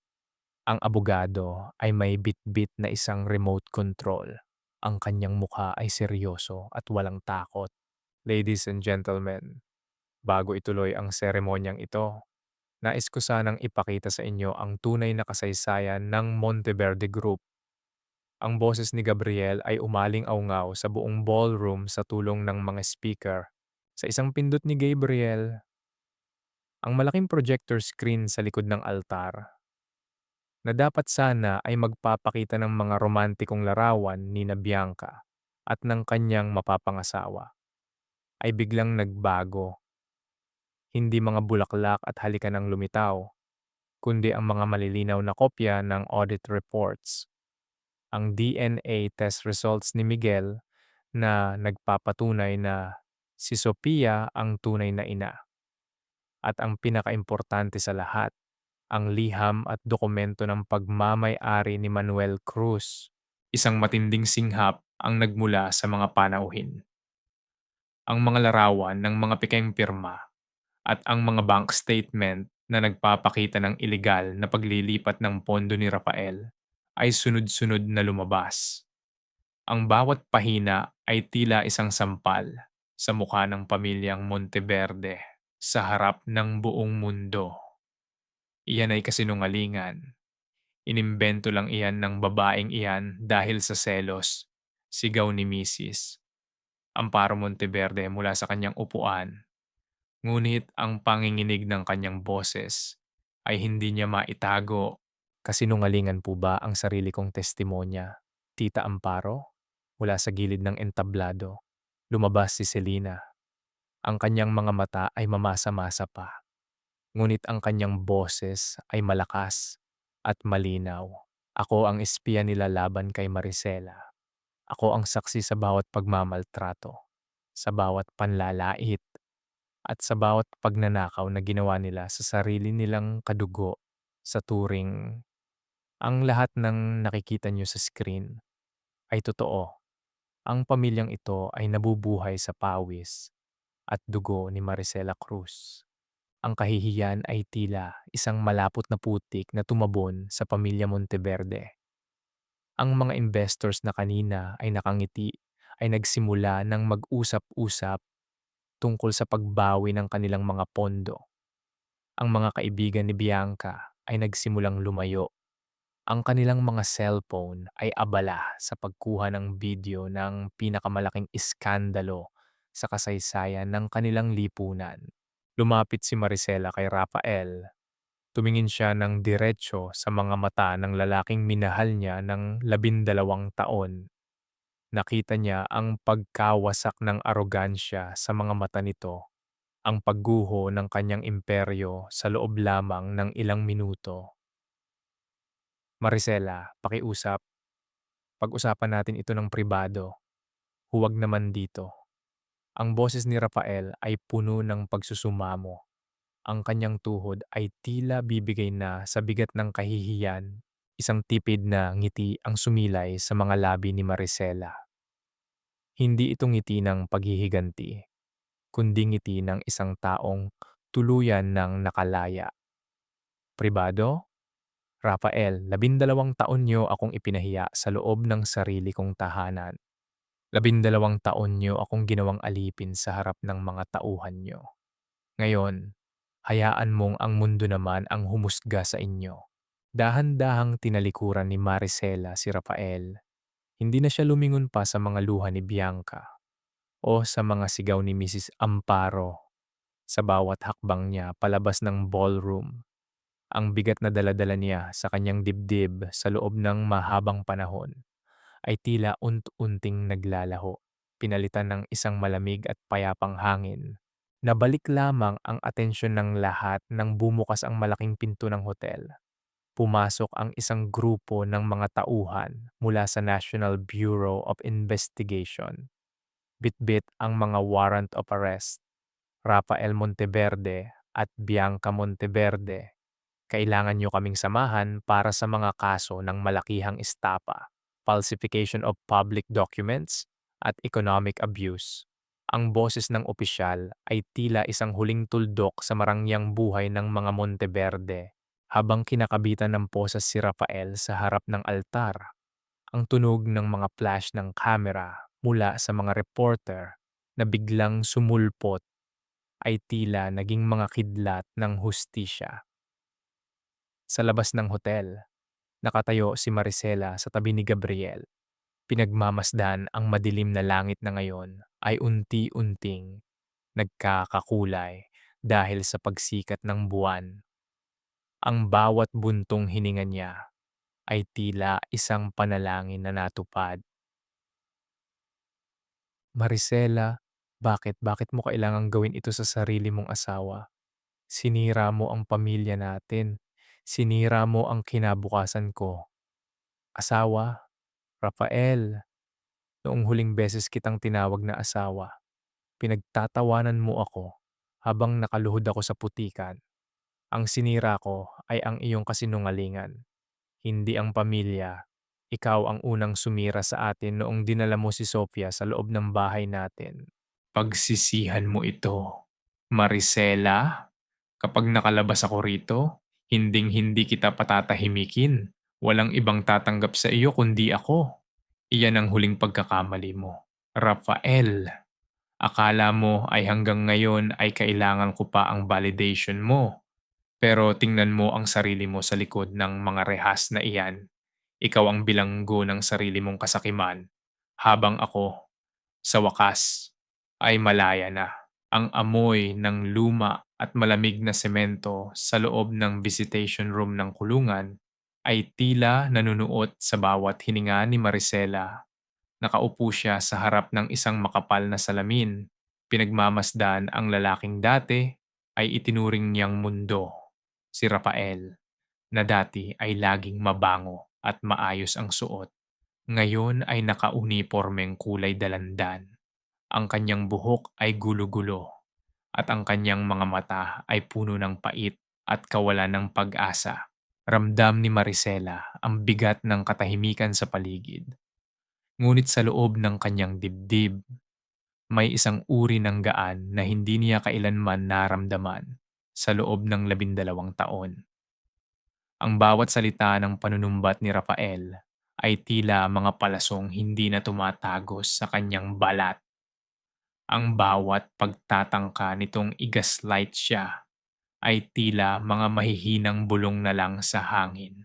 Dahan-dahang inilabas ni Maricela ang isang maliit na pelus na kahon mula sa kanyang bag.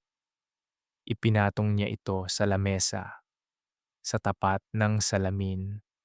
Sa loob niyon ay ang kanyang wedding ring. Ang gintong tila naging isang mahigpit na tanikala sa kanyang daliri. Ibinabalik ko na ito sa iyo, Rafael, mahinang sabi ni Maricela. Ang kanyang boses ay payapa. Kasama ng singsing na ito ang lahat ng sakit, ang lahat ng pait, at ang lahat ng pekeng pangakong ibinigay mo sa akin. Hindi na ako ang Maricela na pwedeng diktahan at tapakan. Ang singsing na ito ang huling bagay na nag-uugnay sa atin. At ngayon, pinuputol ko na ang ugnayang iyon. Tinitigan ni Rafael ang singsing. Pagkatapos ay muling tumingin kay Maricela. Ang kanyang labi ay nanginginig. Tila may gustong sabihin ngunit walang salitang lumalabas. Ang anino ng kanyang dating kapangyarihan ay tuluyan ng naglaho, pinalitan ng isang nakakaawang imahe ng isang taong nawala ng lahat dahil sa sobrang paghahangad. Nabalik lamang ang diwa ni Maricela nang marinig ang tunog ng buzzer. Hudyat na tapos na ang oras ng pagbisita. Tumayo siya ng tuwid. Ang kanyang tindig ay puno ng dignidad bago siya tuluyang tumalikod. Isang huling katotohanan ang ibinahagi niya sa lalaking naging bahagi ng kanyang madilim na nakaraan. Alam mo ba kung nasaan si Sophia? Rafael, umalis na siya ng bansa kinabukasan matapos kayong maaresto. Dinala niya ang lahat ng alahas na naibigay mo sa kanya at iniwan niya ang anak niyo, si Miguel, ang batang sinabi mong hindi ko dapat pakialaman. Siya ay nasa pangangalaga ko na ngayon at sisiguraduhin kong lalaki siyang may dangal, malayo sa lason ng apelidong Monteverde. Ang mga mata ni Rafael ay nanlaki sa gulat at sakit, ngunit hindi na hinintay ni Maricela ang kanyang sagot. Naglakad siya palabas ng kulungan. Ang bawat hakbang niya sa ilalim ng sikat ng araw ay tila isang pagsasayaw sa gitna ng kalayaan. Ang hangin sa labas ay tila mas masarap lang hapin, puno ng amoy ng bagong simula. Pagdating niya sa ospital, sinalubong siya ni Gabriel. Ang mukha ng abogado ay puno ng ngiti. Ang kanyang mga mata ay nagniningning sa tuwa habang nakatingin sa kwarto ni Aling Rosa. Gising na siya, Maricela. Tinatawag ka kanya, bulong ni Gabriel. Ang kanyang kamay ay dahan-dahang humawak sa siko ni Maricela upang magbigay ng suporta. Nagmadaling pumasok si Maricela. Nakita niya ang kanyang ina, nakaupo sa kama. Wala na ang ventilator at ang iba pang mga makinang nagpapahirap dito. Ang mga mata ni Aling Rosa ay malinaw na. Ang kanyang mukha ay may bakas na ng kulay. Nang makita niya ang kanyang anak, dahan-dahan itong ngumiti at iniabot ang kanyang kamay. "Anak, salamat," mahinang sabi ni Aling Rosa. Ang boses ay nanginginig sa pasasalamat. Nayakap ni Maricela ang kanyang ina ng napakahigpit. Ang bawat luhang pumatak sa kanyang pisngi ngayon ay hindi na dahil sa dusa, kundi dahil sa labis na katuwaan. Sa gitna ng silid, pumasok si Miguel. May dalang isang maliit na guhit ng bulaklak.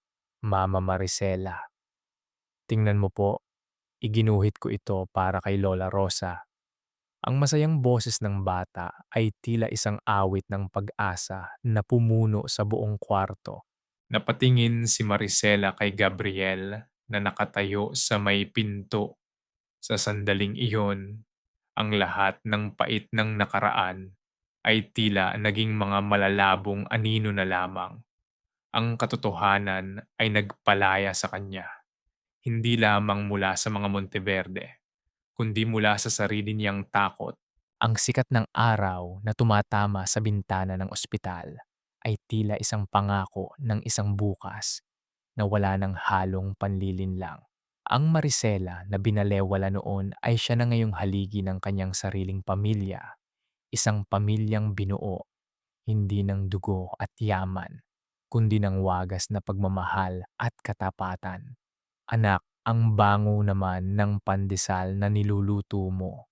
Tila pati ang mga kapitbahay natin ay nagigising na sa bango ng iyong pangarap. Para sa inyo ito, ma, 12 taon nating hinintay na muling maamoy ang ganitong klasing kapayapaan sa loob ng sarili nating tahanan. Sino ba ang mag-aakalang ang maliit nating pangarap noon ay magiging ganito kalaki? Tingnan mo si Miguel, kay bilis lumaki at kay sigla na. Dahil ito sa inyo, ma, kayo ang nagbigay sa akin ng dahilan para bumangon uli. At itong Rosa's Bakery, hindi lang ito basta tindahan ng tinapay. Ito ang patunay na ang bawat butil ng pagsisikap ay nagbubunga ng tamis. Sana ay nakikita tayo ng iyong tatay. Siguradong ipinagmamalaki ka niya. Maricela, hindi mo lang binawi ang para sa atin, kundi tinulungan mo pa ang ibang mga babaeng nawalan din ng pag-asa. Iyon naman ang mahalaga, ma, ang maging liwanag sa buhay ng iba.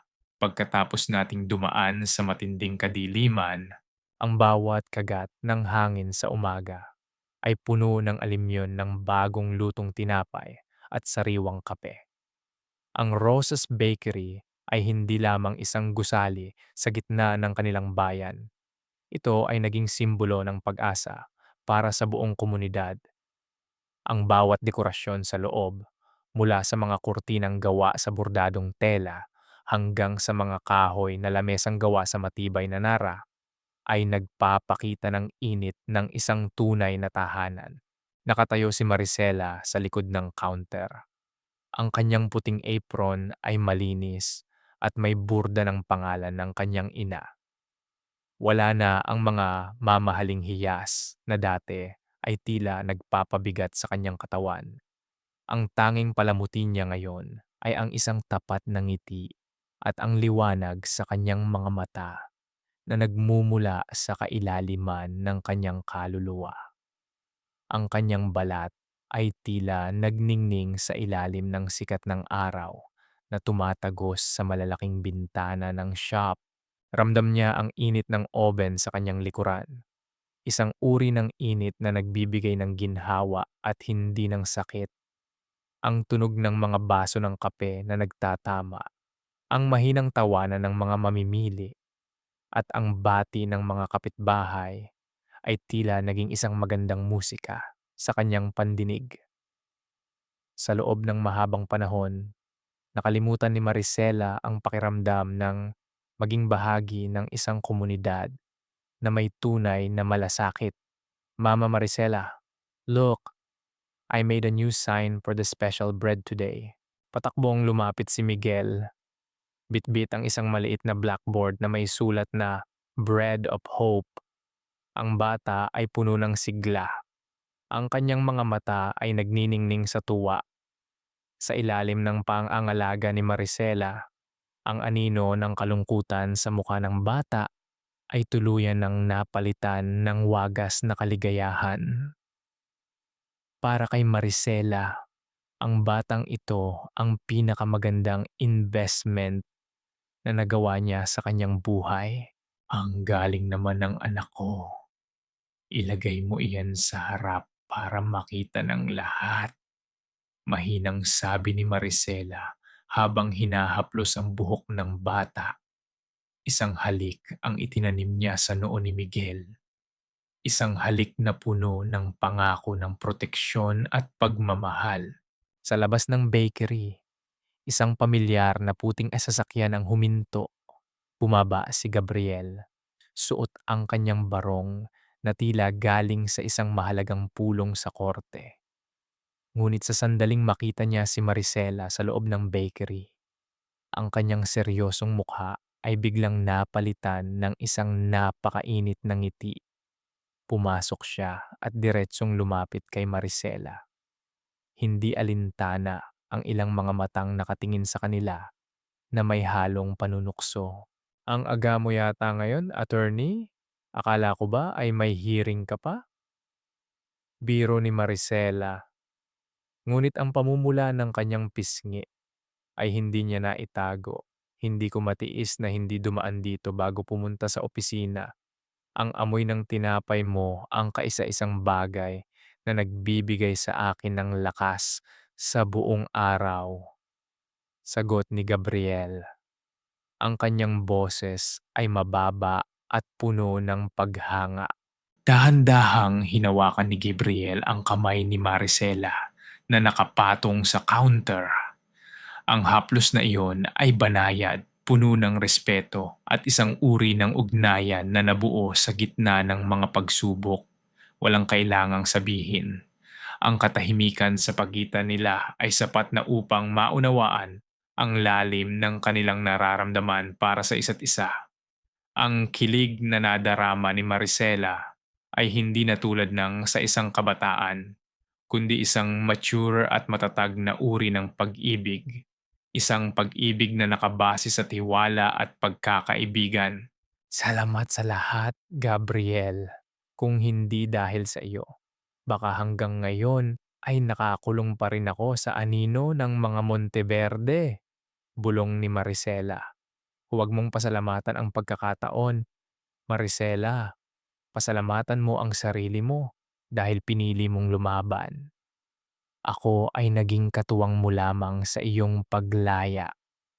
Sagot ni Gabriel habang tinititigan ang babaeng kailanman ay hindi niya kinalimutang mahalin. Sa dulo ng araw, habang ang langit ay nagsisimula ng magkulay kahel at lila dahil sa takip silim, naupo sina Marisela, Aling Rosa at Gabriel sa maliit na bench sa tapat ng bakery. Pinapanood nila si Miguel na nakikipaglaro sa ibang mga bata sa parke sa harap. Ang bawat buntong hininga ni Marisela ay puno ng kapayapaan. Tumingin siya sa isang maliit na litrato ni Don Monteverde at ng kanyang ama, si Manuel Cruz, na nakasabit sa isang espesyal na sulok ng bakery.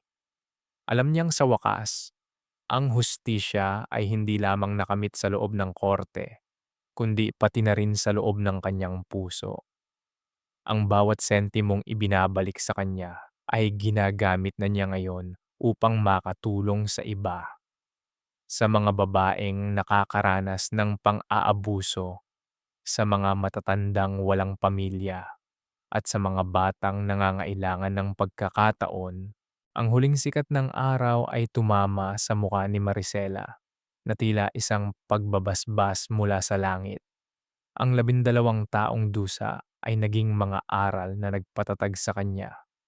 Ang pait ay naging tamis, ang anino ay naging liwanag, ang bawat tinapay na iniluluto niya ay hindi lang pagkain, kundi isang paalala na pagkatapos ng pinakamahabang gabi, laging may darating na bagong umaga na puno ng pag-asa.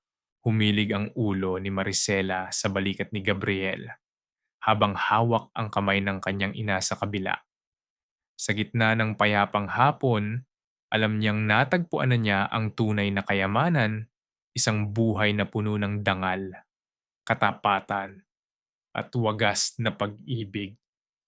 Marisela, anak, tinitingnan mo na naman ang lumang larawan ng mansyon ng mga Monteverde. Hanggang ngayon ba ay may pait pa rin sa iyong puso? Wala na. Map, tinitingnan ko ito hindi dahil sa panghihinayang, kundi dahil sa pasasalamat. Kung hindi dahil sa dilim ng bahay na iyan, hinding-hindi ko matututuhang hanapin ang sarili kong liwanag. Nakapunta ka na ba sa puntod ng iyong tatay? Siguradong natutuwa siya na ang lupang pinakaingatan niya ay muli nating nabawi at ngayon ay pinagkukunan ng biyaya ng maraming tao.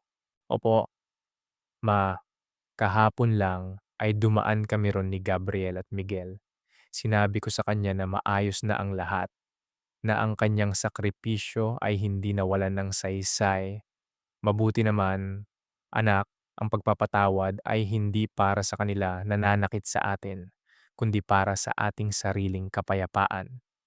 Tama po kayo.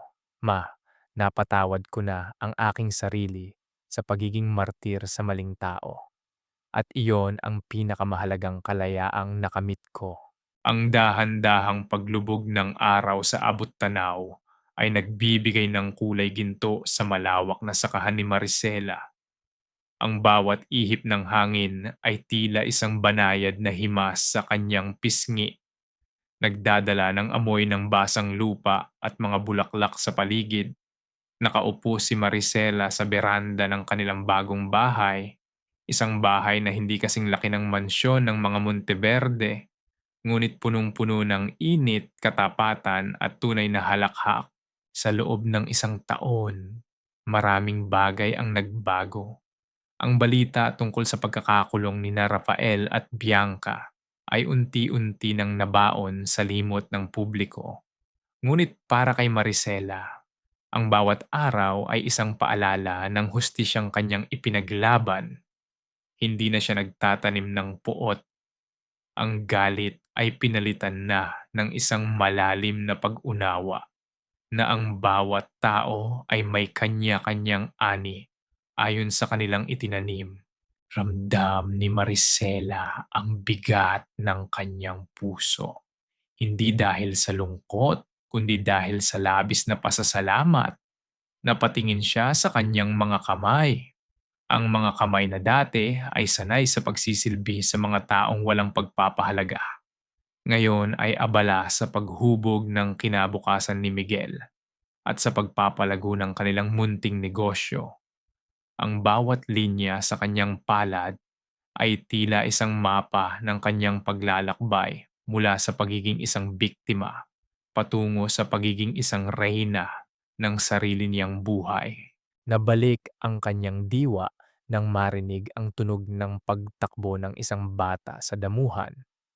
Si Miguel, kasama ang isang asong kanina pa nila kalaro, ay masayang naghahabol sa ilalim ng nagbabagong kulay ng langit. Ang bata ay lumaking matalino at may busilak na puso, malayo sa lason ng kasakiman na dati ay nakapaligid sa kanya. Sa bawat ngiti ni Miguel, nakikita ni Maricela ang tagumpay ng kanyang pagmamahal na lampas sa ugnayan ng dugo. Dahan-dahang tumabi si Gabriel sa kanya. May dalang 2 baso ng malamig na juice. Ang presensya ng lalaki ay tila isang matatag na pundasyon na laging nakaalalay sa kanya. Hindi naging mabilis ang kanilang pagsasama. Hinayaan nilang ang panahon ang maghilom sa mga sugat ni Maricela bago sila tuluyang nagbukas ng bagong kabanata. Ito ay isang pag-ibig na hindi mapusok, kundi isang pag-ibig na naghihintay, nakikinig, at rumerespeto. Ano ang iniisip mo? Mahinang tanong ni Gabriel. Ang kanyang mga mata ay nakatitig sa sunset. Iniisip ko lang kung gaano kaganda ang buhay kapag natutunan mo ng bitawan ang mga bagay na hindi naman talaga para sa iyo. Sagot ni Maricela habang isinasandal ang kanyang ulo sa balikat ni Gabriel. Life is not about what we lost, Maricela. It's about what we found in the middle of the storm. Bulong ni Gabriel bago nito hinalikan ang kamay ng babae. Ang katahimikan ng gabi ay dahan-dahang bumabalot sa buong sakahan. Ang mga ilaw sa loob ng bahay ay tila mga bituin sa lupa na nagbibigay ng katiyakan ng seguridad at pagmamahal. Sa sandaling iyon, nasagot na ni Maricela ang lahat ng katanungan sa kanyang puso. Napatawad na ba niya? Oo, dahil ang puot ay wala ng puwang sa kanyang masayang tahanan. Nahanap na ba niya ang kapayapaan? Oo, dahil ang kanyang hininga ay hindi na puno ng kaba, kundi ng pasasalamat at ang aral. Ang buhay ng isang babae ay hindi nasusukat sa haba ng kanyang pagtitiis, kundi sa tapang niyang tumayo at sabihing, sapat na, nararapat din akong maging masaya. Ang huling sikat ng araw ay tuluyan ng naglaho, ngunit sa puso ni Maricela, ang umaga ay hinding-hindi na matatapos. Ang Rosas Bakery at ang kanilang tahanan ay mananatiling saksi na ang kabutihan, kapag hinaluan ng tapang at pananampalataya, ay laging magwawagi laban sa anumang uri ng panlilinlang. Sa ilalim ng maliwanag na buwan, ang pamilyang binuo ng tadhana at pinatibay ng pagsubok ay masayang pumasok sa loob ng kanilang bahay, handang harapin ang isa pang bukas na puno ng pag-asa at wagas na pag-ibig.